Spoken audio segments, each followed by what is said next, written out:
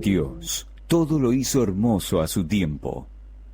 Aquello que fue, ya es, y lo que ha de ser, fue ya. Dios restaurará lo que pasó.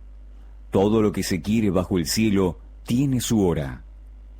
A partir de este momento, damos comienzo a un programa que te enseñará que bajo la palabra de Dios, todo tiene su tiempo.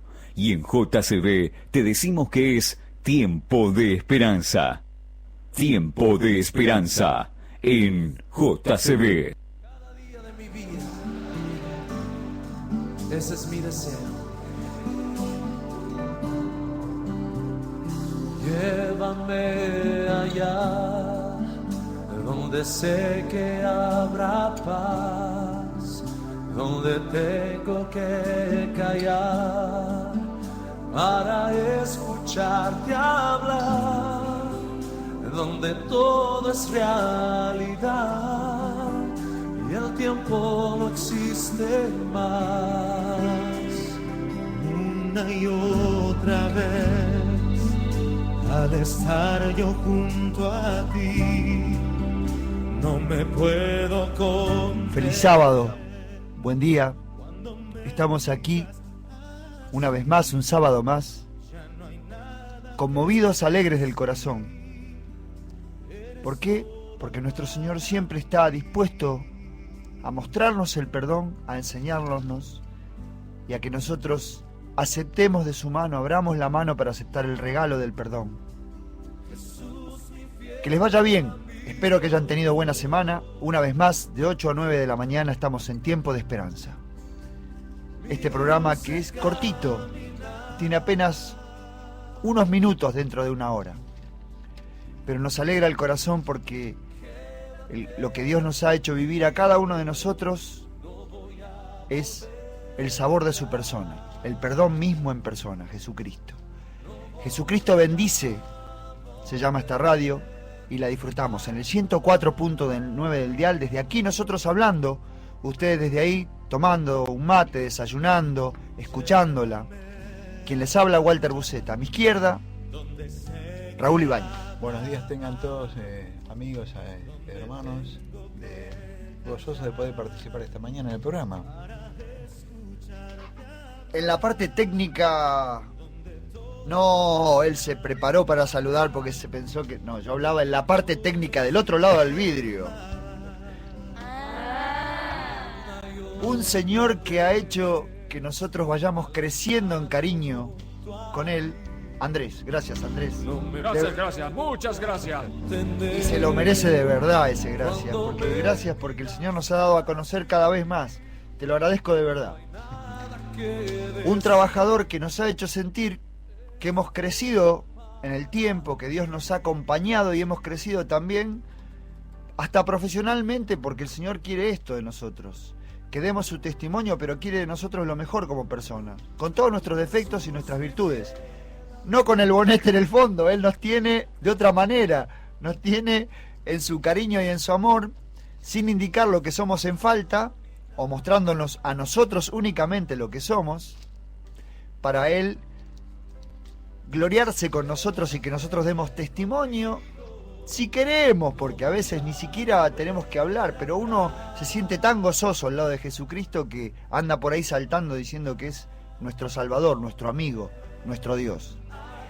Y del otro lado, ahora sí, lo voy a presentar porque el tipo es un osco, el tipo es duro de... Sí, pero no se merece esos aplausos.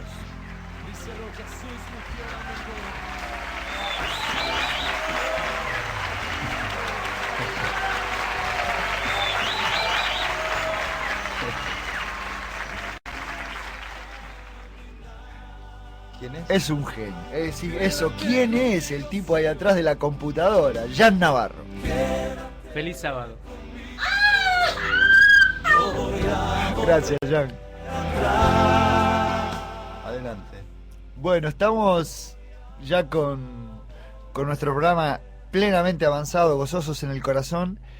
Saben ustedes que nosotros les recomendamos siempre, lo pedimos, que tengamos la Biblia a mano porque es nuestro sentir el confirmar en la palabra de Dios lo que Dios le dice a cada alma sin necesidad de que lo haya leído en el escrito, de que Él es amor. Y vamos a seguir tratando el tema del juicio y del perdón, porque el juicio de Dios es perdón.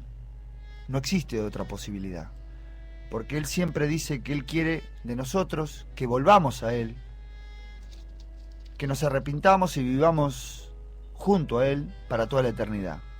A partir desde el momento que Él nos ha llamado, todo corazón que accede a su gloria vivirá con Él por la eternidad, de por vida, por la eternidad, algo que nosotros no conocemos, porque hemos nacido en un mundo donde nuestra naturaleza es de pecado y lo primero que vamos entendiendo a medida que crecemos es que vamos a morir.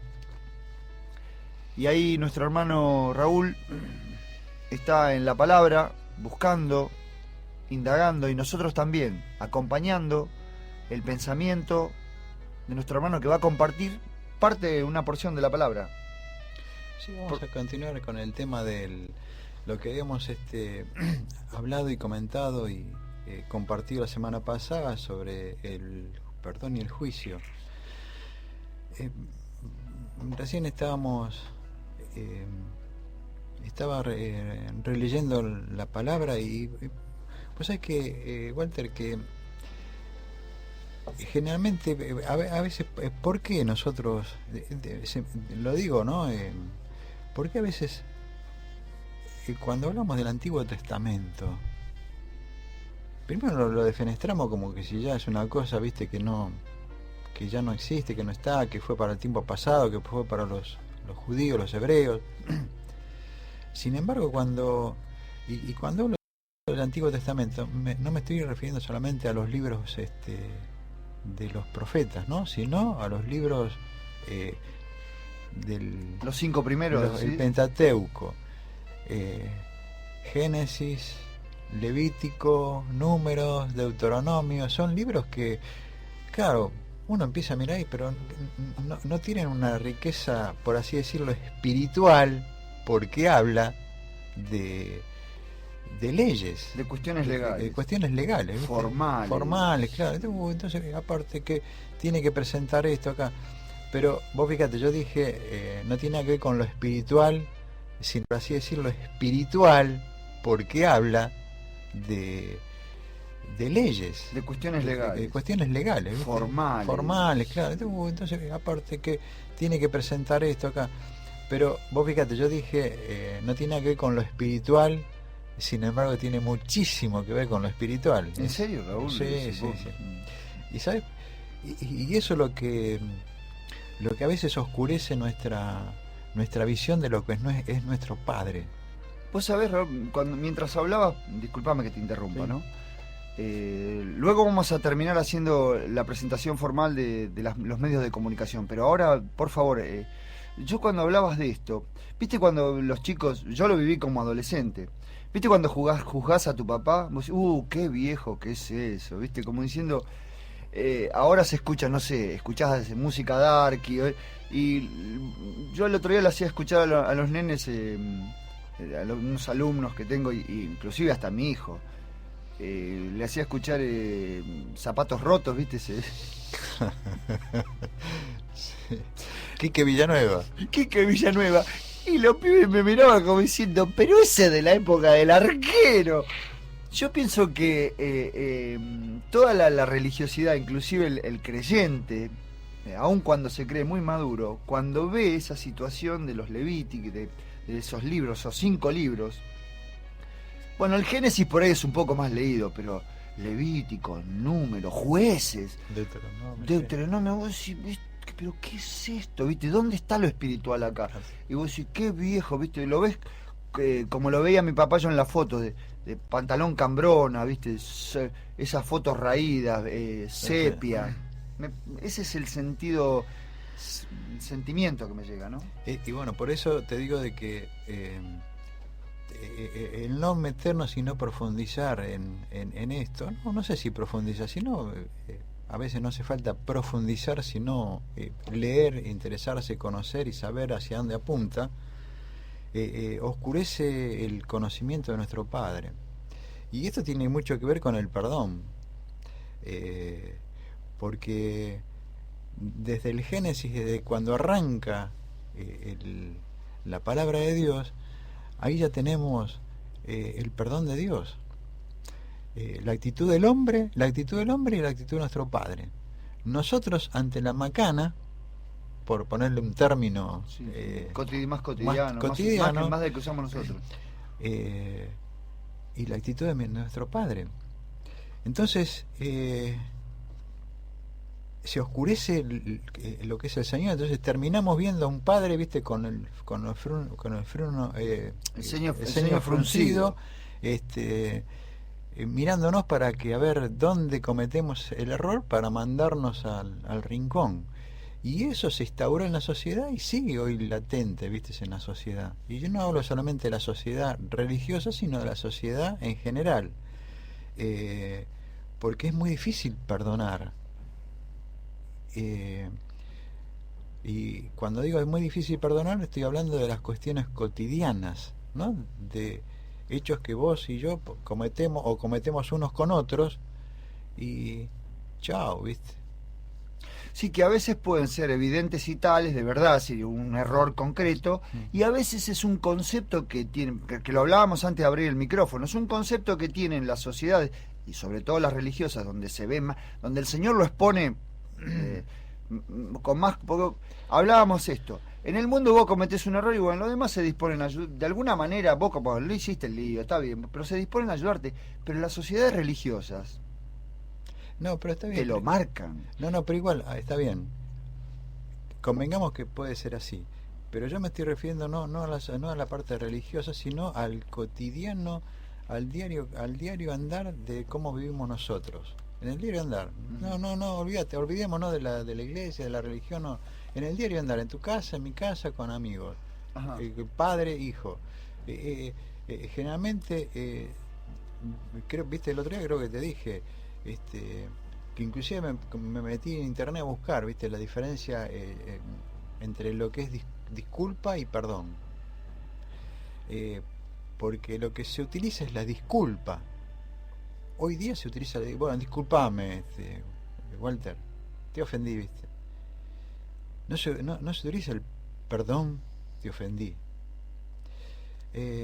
Porque tiene una connotación mucho más, o sea, la persona... ¿Qué quiero decir? Mirá, el otro día estaba hablando con un amigo y hablando de estos temas, viste, del perdón, me dice, mira, yo le pegué una bofetada a mi hija cuando era chica, viste, mal, viste, bueno... Y le pregunto, ¿le pediste perdón? No, me dijo, ¿viste? Y desvió el tema. Y lo traje de vuelta. Lo confronté, ¿viste? Para ver. Entonces me decía, no, entonces me salió. Lo que pasa es que si vos, yo pido perdón, después se toma como que yo pierdo autoridad. Debilidad. Muestro debilidad. Muestra. Y entonces yo creo que eso está inserto. Si, pues, cuando yo te pido perdón, estoy demostrando debilidad. Debilidad, ¿viste? Bueno, todo esto apuntaba a lo que es nuestro Padre. Nosotros el sábado pasado estuvimos tratando o empezamos a hablar sobre el juicio y cómo Dios nos juzga. Y eso tiene que ver mucho, o sea, ¿dónde nosotros, viste que habíamos dicho que hay muchas teorías sobre el juicio, pero en la Biblia, ¿dónde está o en qué parte está o Dios explica cómo es el juicio de Dios? Habíamos tirado una pregunta nosotros y dijimos dónde claramente aparece eso. Bueno, y por ahí es que justamente lo que habíamos hablado antes, los libros, a partir de cuando el Señor comienza a tener su relación con el hombre formal, o sea, con el pueblo de Israel, allí lo tenemos en el libro de Éxodo, en el capítulo 25, cuando Dios saca al pueblo de Israel, le da la orden a Moisés, y eso está en el 25:8, dice, y harán un santuario para mí, y habitaré en medio de ellos. O sea, fíjate. Qué lindas palabras, porque digo, las califico como lindas, porque uno le pasa por alto, pero el pecado ya estaba instalado. Ya estaba instalado, exactamente. Bueno, ahora vos fíjate. en estos pasajes podemos encontrar muchísima riqueza espiritual, en el sentido de que él dice, habitaré en medio de ellos. O sea, vos fijate, Walter, amigos, oyentes, nosotros generalmente decimos, Dios no está, ¿viste? Cuando nos pasan. Y él siempre, a pesar de la caída del hombre y a pesar del pecado que había producido la separación entre Dios y el hombre, él dice, harán un santuario y yo voy a habitar en medio de ellos. O sea, Dios nunca quiso,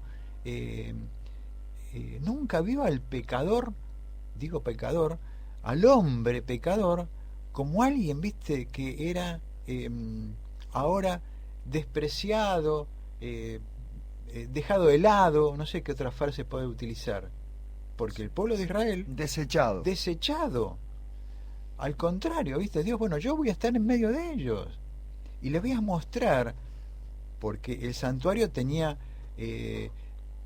un fin. O sea, Dios hizo eso con una finalidad. La finalidad era no solamente que ellos pudieran ver la presencia de Dios en él, sino porque había todo un servicio. Y ese servicio apuntaba a que vean cómo era él en su relación con el hombre pecador. O sea, arrancando, decía de que el hombre no se podía acercar, no podía entrar. Acuérdense, o los que saben y los que no saben, les comentamos que el santuario estaba dividido en un atrio al principio, después venía el lugar santo y luego el lugar santísimo. Ese atrio era descubierto y todos los otros dos eran cubiertos. Exactamente. Cuando digo cubierto, digo tenían techo. Claro, exactamente, muy bien. Un techo de lona, pero bueno. Sí. Era así. Así era el mandato. Así era el mandato. Que por supuesto, aun cuando el tabernáculo ese o el santuario ese era hecho en tiendas, estaba muy... era de oro, artesanalmente era una belleza. Era una belleza, porque así es todo, lo que es Dios es eso, dentro de lo que nosotros podemos llegar a entender y conocer. Además, la característica de que era un pueblo trashumante, y Dios sabía todo esto, porque el santuario era transportable. Era transportable. Ahora bien, empezamos nosotros viendo cómo ese Padre estaba con nosotros. Ahora bien, el pecador, nosotros cometemos pecado día a día, continuamente. Me disculpas un segundo. Yo me acuerdo de una prédica donde el predicador hacía un énfasis terrible en el momento en que Adán y Eva fueron expulsados del Edén. Sí. Y me quedó esa imagen y dije, bueno, ya está, me echaron. me desecharon. Ayer me hablaba una chica, una peruana, me decía, tuve un sueño anoche, soñé con el Edén. Ahí, ella mirá vos, vos hablás de que los hombres no tenemos, no existe en nuestro corazón el perdón, y no perdonamos. Disculpamos, sí, pero perdón, no. Entonces ella describía el Edén, ¿no? Decía, sí, las frutas, y todo estaba a mano, todo era de gracia, y si vos lo podías agarrar, no tenías problemas con eso. Ahora, pobre, ella, y digo pobre porque es mi condición también, ¿no? Ella no veía la persona de Dios. Veía las cosas que Dios había hecho, pero no describía la persona de Dios. Está bien que Dios uno solo lo ha visto, ¿no? Pero no sé si me entendés, ¿no? Sí. Entonces, ni tampoco intenta hacer una crítica, yo en eso soy socia con ella, porque yo tampoco lo veo. Yo admiro las bendiciones, cuando oro en mi casa digo, gracias Señor, porque en mi casa tenemos bendiciones, vamos a comer, ahora vestimos, pero hemos sido desechados, y ahora cuando Dios comienza a hablarnos del santuario, uno puede decir, es histórico eso, no existe más. No, existe hoy y tiene actualidad. Bueno, vos sabés que con referencia a eso, vos fijate que cómo podemos saber de que esa chica o muchos de nosotros tenemos una concepción de Dios que está lejos y que como yo soy pecador no me puedo acercar. Te habrá ocurrido a vos como te puede ocurrir a muchos de nosotros cuando aquellos vienen y te dicen, Walter, te pido por favor que ores por mí. ¿Por qué dicen eso? Porque la persona que dice eso inconscientemente te está diciendo: yo no puedo orar, no puedo hablar con mi padre. Vos, como vas a la iglesia, como tenés esto, como no, vos tenés acceso a él, yo no. ¿Por qué? Porque soy un pecador, porque fumo, tomo, qué sé yo, no sé. No se consideran dignos de poder hablar con el Padre. No lo ven como un... Lo ven, viste, ahí. Por eso que el santuario dice: habitaré en medio de ellos. ¿Y cómo hacía el pecador para presentarse ante Dios, que lo había desechado, como decís vos? De ahí que vino la orden y venían las instrucciones de cómo se tenían que presentar. Habíamos dicho de que el judío, el hebreo, día a día cometía pecados, actos, hechos. Entonces, entre las leyes que le había dicho, le dijo: bueno, te tenés que presentar ante mí con un cordero, que lo tenés que elegir, y están todas las instrucciones en el libro del Levítico de cómo debía ser ese cordero: puro, sin mancha, perfecto, sano. La patita tenía que ser no una más corta que la otra, las uñitas tenían que ser iguales. Claro, tenía una serie de requisitos que simbolizaban la perfección, entre comillas, ¿no? Porque se supone que era un animalito, pero dentro de todo eso tenía que ser el mejor. Pero además, perdóname, Raúl, quiero agregar esto: la perfección externa, la que vos veías, pero también la actitud del cordero, que es interna, que es... El cordero no se movía para... Es más, creo que había una acepción al respecto, si el cordero se quejaba o se movía. Sí, pero más allá de eso, está bien. El cordero Dios lo eligió porque era un animalito manso. Que no, como decís vos, no emite ningún sonido, por así decirlo. Va como cordero al matadero, ¿viste? Como se dice generalmente. Bueno, ese corderito que era elegido por el pecador, lo llevaba al santuario, y ahí se presentaba ante Dios, en el cual el sacerdote que había sido elegido mediaba como intermediario. Entonces, el sacerdote, ¿qué hacía? No miraba al pecador, sino que examinaba a la víctima. No miraba al pecador si estaba bien vestido, si estaba esto, si hacía así, como si había... No, al pecador quedaba de lado.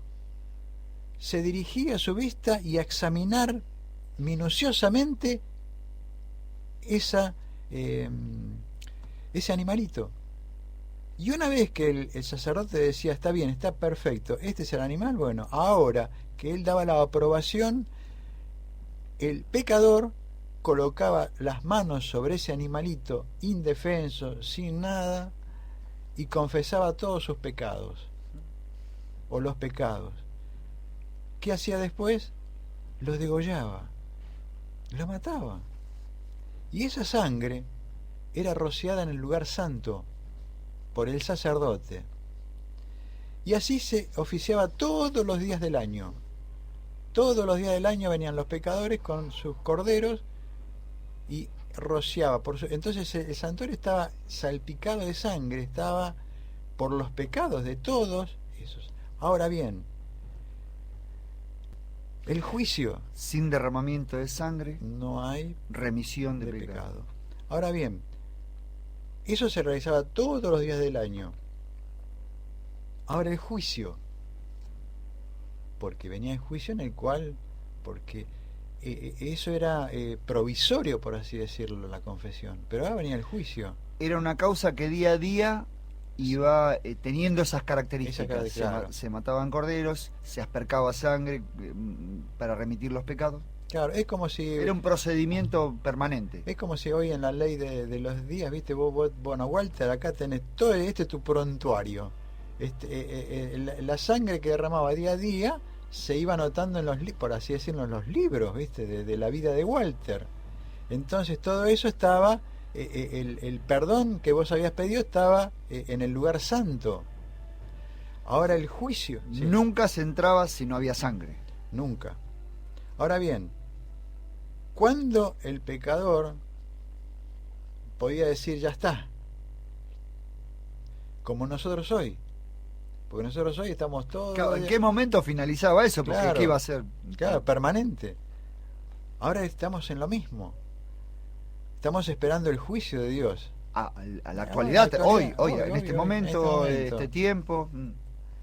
Ahora bien, remitamos a anterior. Entonces, en la antigüedad había un día que era lo que se llamaba el día de la expiación, que hoy día se sigue conmemorando, el pueblo de Israel lo sigue conmemorando, el día del Yom Kippur, que se le dice, el día del perdón, el día de la expiación.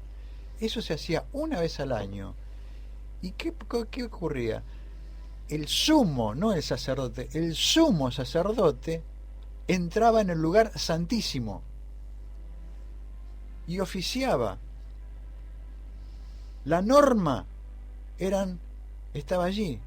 El cofre, el arca, el famoso arca que hicieron la película, el arca perdida, donde estaba la tabla de los 10 mandamientos, donde esa era la norma del juicio. Entonces, por supuesto que el sumo sacerdote entraba con ropas especiales, bueno, eso está todo en Levítico, todo tenía todo un tratamiento muy especial porque se presentaba ante la presencia de Dios. Porque allí, en el lugar santísimo, estaba la presencia de Dios, simbolizado por los 10 mandamientos. Dentro del arma o no las O pasabas. no las pasabas. Pero no era, lo maravilloso es esto que estaba justamente, el sumo sacerdote era intercesor. Y lo que se hacía se borraba, o sea, se limpiaba el santuario. Todo lo que se vino haciendo hasta ahora Era borrado. era borrado. Todos los pecados que vos habías confesado, Walter, ahí se terminaba. Ese era el juicio. Cuando el sacerdote se levantaba y terminaba, entonces el pecador decía, bueno, listo, ya está, pasé el juicio. Es más, bueno, si uno lee toda la vestimenta, dice que el sacerdote tenía unas campanillas, se ponía en el traje, en la parte de los pies, que cuando todos estaban esperando el tintinear de las campanillas, porque significaba que ya había terminado. Mientras estaba todo en silencio, el sacerdote no caminaba. Bueno, y venía el jubileo luego, ¿no? Luego venía el jubileo. Que nosotros llamamos jubilación por eso. Claro, Sí. exactamente. Entonces ahora se tomaba dos animalitos, uno era por Jehová, por los hijos, y otro era por Asael, que se le decía. Entonces, todos los pecados de todos los pecadores eran transferidos a lo que se llama el chivo expiatorio, ese famoso que viste que siempre sigue el chivo, bueno, de ahí viene, porque todos los pecados de todo el pueblo eran puestos en las manos, en la cabeza, en el cuerpo de que venía a simbolizar Satanás, y era echado al desierto, y ahí venía toda la fiesta. Bueno, eso mismo que está simbolizando el perdón de Dios, está simbolizando, eso lo encontramos en el libro de Hebreos, cuando habla del famoso sumo sacerdote. ¿Quién es nuestro sumo sacerdote? ¿Quién es ese intercesor? Es Cristo. Hoy. Es decir, como tarea, por llamarlo como tarea, el Señor hoy tiene la de sumo sacerdote. Eso está todo en el libro de Hebreos, porque ahí, en el libro de Hebreos encontramos el resumen de todos los libros, lo encontramos ahí. Sí, lo que Pablo llama sombra de aquello. Sombra de aquello. Sí, él describiendo ese santuario que nosotros acabamos de leer, el momento donde Dios se lo da a Moisés y a todo el pueblo de Israel, a la tribu de los levitas particularmente. Sí. Es decir, en Hebreos también lo describe, lo revive. En el capítulo 9 de Hebreos ahí está la descripción de todo esto que estuvimos hablando, está resumido en un capítulo.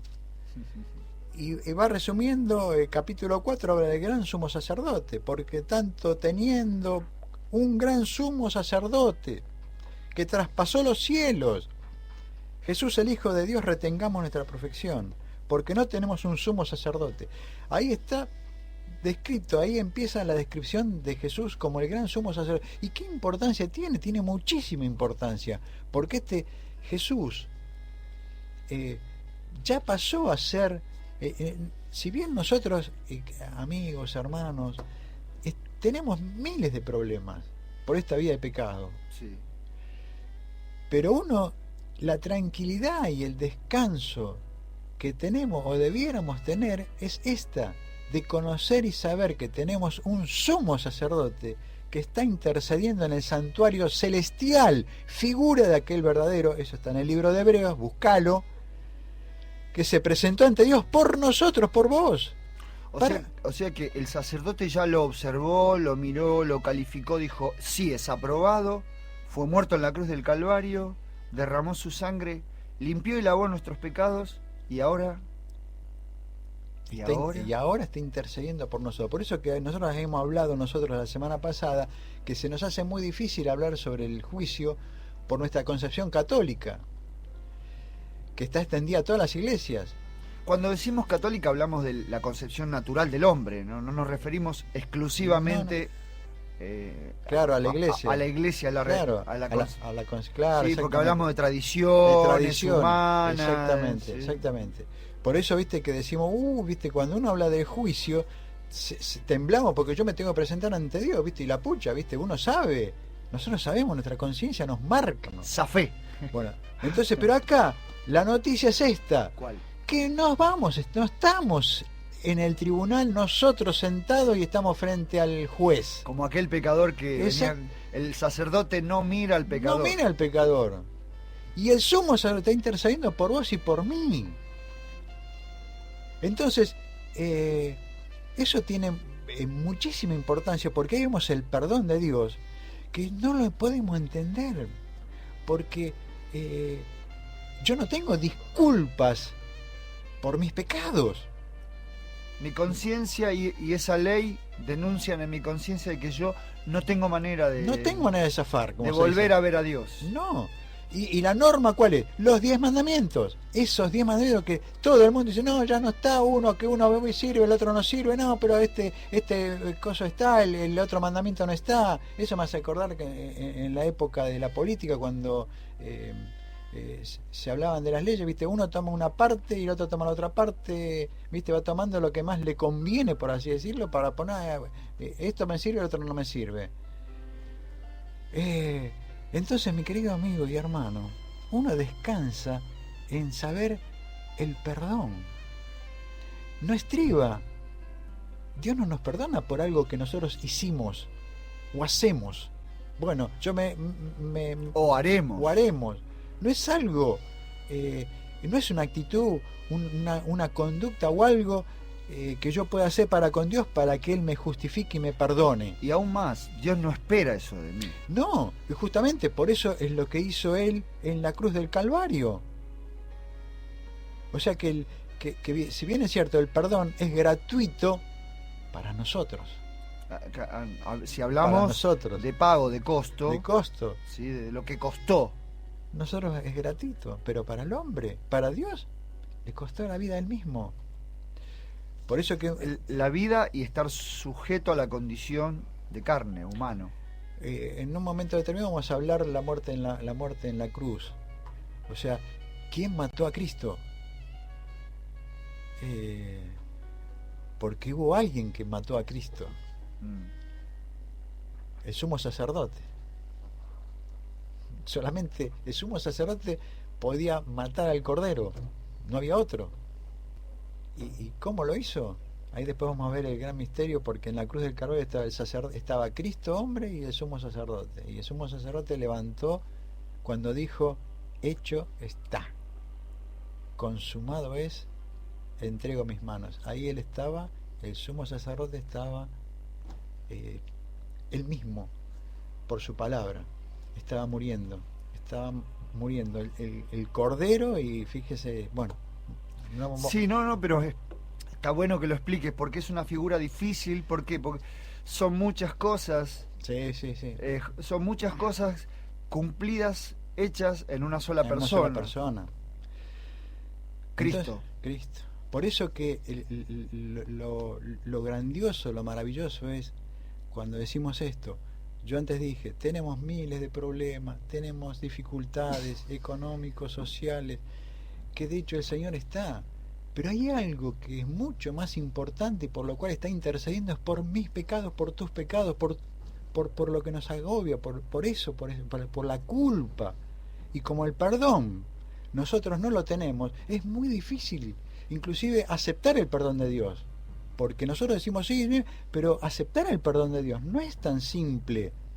Porque por nuestra concepción. Nosotros sí, pero el hecho es que por eso dice que el Espíritu Santo nos convence, o sea, me hace ver mi verdadera condición de pecador, o sea, de lo que yo he hecho, y soy responsable, porque tengo que decir, mirá, yo a Walter le hice tal cosa, y eso es la responsabilidad de asumir la culpa. Es muy embromado, ¿viste? Por eso que vienen los vericuetos y nos vamos por allá y después tenemos que ir al psicólogo para que surgen y salten esos hechos, ¿viste? Y Dios lo hace no para condenarme, porque cuando el Espíritu me muestra mi naturaleza y lo que yo hice, entonces yo robé. Entonces no me disculpo, acepto. Y el aceptar eso implica llegar al Señor y obtener el perdón de Dios, que está ahí. El problema Dios no lo tiene, porque acá lo tenés, pero vos tenés que aceptarlo. El tránsito, el pasar por eso. Vos hacete responsable. El sentimiento. Vos hacete responsable. El peso de la culpa. Por eso viste que decimos, y bueno, yo te perdoné, pero después pasan 5 años, igual te acordás que...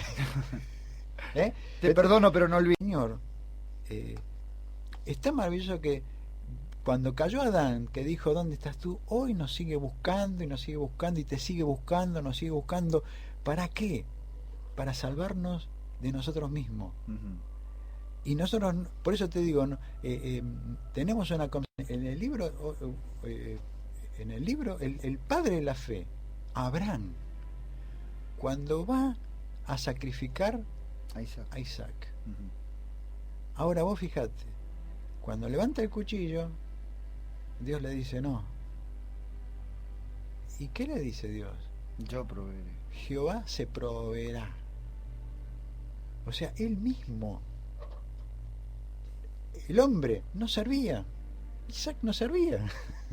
Abraham tampoco servía. Abraham tampoco. Y otro tampoco. Claro, servía. nosotros lo vemos, siempre lo vimos del lado de la fe de Abraham que levantó, pero la actitud de Dios. Sí, porque la tendencia es alabar al hombre. Al hombre. Sin querer terminamos alabando la actitud del pecador. Del pecador, exactamente. La fe del pecador. Porque en definitiva, mirá qué tentación hay, ¿no? Porque es difícil, el reino de los cielos lo arrebatan los valientes. Es difícil ese tránsito. Ahora, ¿quién hace el verdadero esfuerzo? ¿El pecador que le cree a Dios y va con lo que Dios pide? ¿O el verdad? Aunque Dios no quiera alabanza, porque eso... Dios no quiere alabanza en este sentido. Pero lo que sí es cierto es que el esfuerzo mío es beneficio mío. Y el esfuerzo de Dios es el costo verdadero. Lo que costó es la vida del Hijo de Dios muriendo y lavándonos, y la propuesta de que Él nos va a llevar a salvación y a vivir a eternidad, una cuestión que también uno cree que la tiene asumida la eternidad. Pero yo no sé vivir, no tengo ni idea. Ayer cuando me hablaba esta chica peruana, Karina, si nos está escuchando, quiera Dios que nos estés escuchando y que la pases bien, que todo, que te tranquilices, que el Señor siempre acompaña. Pero esta cosa de que nosotros sepamos cómo vivir, ¿cómo vamos a saber vivir en eternidad si apenas si conocemos lo que Dios quiere? Nosotros, no hablo de que Dios no haya manifestado lo que quiere, porque el juicio de Dios es en nuestro favor. Ahora, ¿qué es importante? ¿Que yo reconozco el juicio de Dios o el juicio de Dios mismo? Sí. Acá en el libro de Hebreos, en el capítulo 10 de Hebreos, no vamos a ¿En leer, qué verso? No vamos a leer todo, pero dice, por los pecados se ha sentado a la diestra de Dios. De ahí en adelante, esperando hasta que sus enemigos sean puestos por estrado de sus pies. Porque con una sola ofrenda hizo perfectos para siempre a los santificados.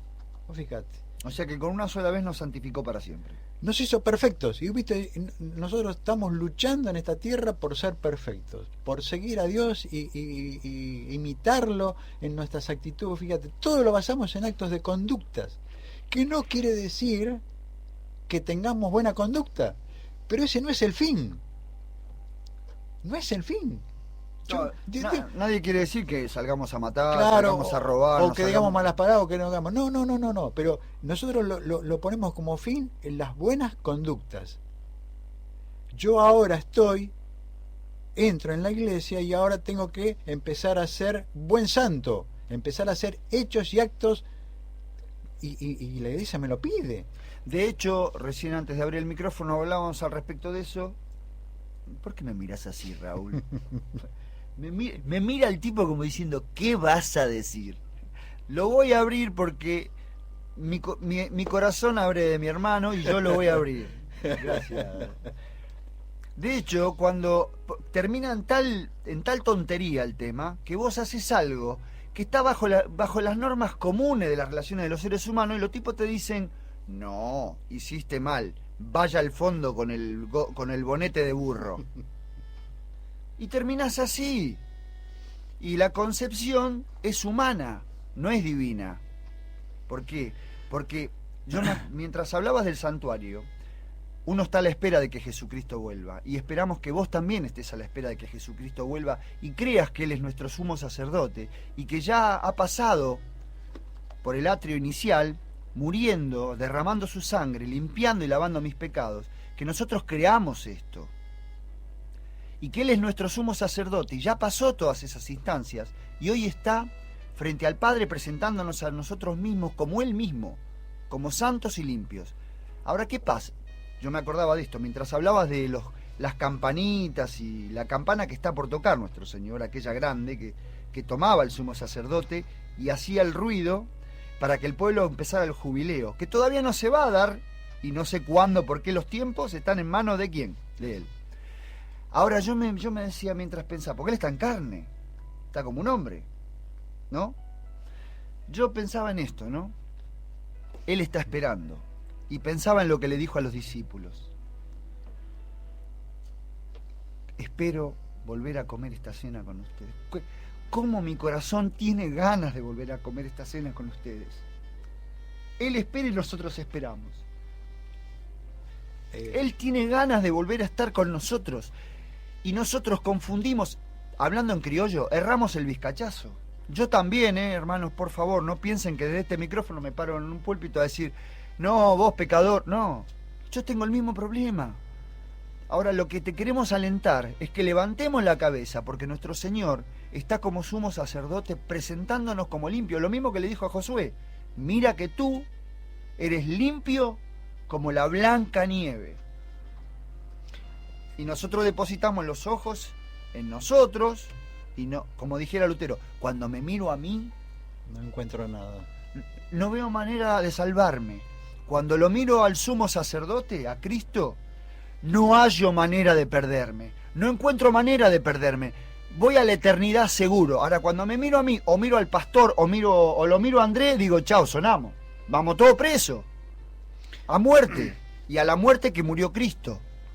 No a la muerte de la que nosotros conocemos acá, que es el descansar, el dormir, el ir al descanso. A la muerte eterna. Por eso es tan grave el tema. Y por eso lo tratamos con los 10 mandamientos, ¿no? Y por eso es tan lindo, porque cuando encontramos la figura, conocemos lo que al sumo sacerdote, que va mucho más allá, y vuelvo a reiterar, porque yo lo padezco también, ¿no? De los problemas diarios. El sumo sacerdote me hace acordar o nos quiere hacer acordar que tenemos libertad para entrar al lugar santísimo. Y eso donde está lo que venimos leyendo en el capítulo 10 de Hebreos, dice en el 18, vamos a leer todo, pues donde hay remisión de estos no hay más ofrendas por el pecado. Así que hermanos, así que Walter, así que Jan, Andrés, cada uno, teniendo libertad para entrar en el lugar santísimo. ¿Qué dijimos nosotros? En el lugar santísimo estaba la presencia de Dios. Solo el sumo sacerdote podía entrar. Pero acá nos dice, ahora dice, teniendo, y en el terrenal también, en el centinela también está, el lugar santo estaba dividido por un velo del lugar santísimo, Que ocultaba las tablas que estaban dentro del arca y la presencia de Dios. que exactamente, había un velo. Ese mismo velo fue el que se rasgó cuando Jesús murió en la cruz, simbolizando la entrada del sumo sacerdote al lugar santísimo.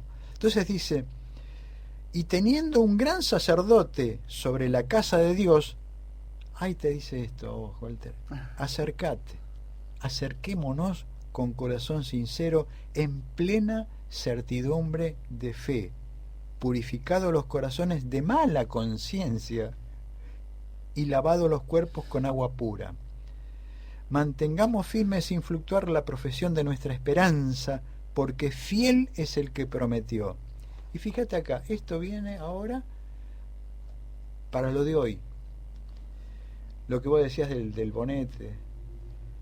Y considerémonos unos a otros, considerémonos. O sea, yo ahora tengo que tener una consideración hacia tu persona, que sos un pecador. Sí. Tengo que tener lo que se llama tener empatía. Qué bueno, empatía, es decir, somos padezco iguales. Como vos, claro. Padecemos lo mismo. No es que ahora yo viene la condena y digo, bueno, está bien, vos como hiciste esto, allá, al rincón.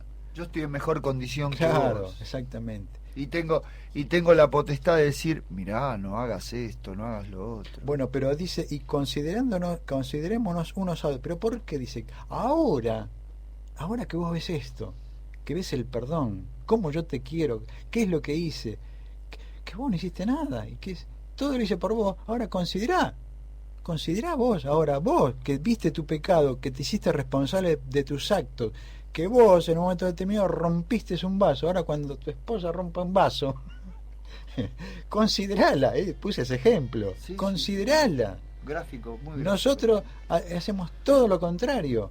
Entonces dice, considerémonos unos a otros para estimularnos al amor y a las buenas obras. Qué lindo. Bueno, entonces ahora van, igual tenés que salirse de cosas buenas. Enseguida le encontramos el lugar para... Sí, para... Bueno, mejor me callo. Cállate la boca. Sí, mejor me callo, porque el hombre...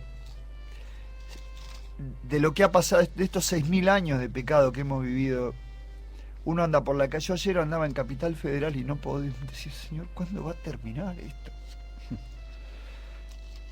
Frente a un nosocomio, a un hospital, familias enteras viviendo en la calle. Claro, por supuesto que conmueve, y está bien que las congregaciones cristianas, todo aquel que siente un sentimiento por otro ser humano que está padeciendo, está bien que se mueva, claro que está bien.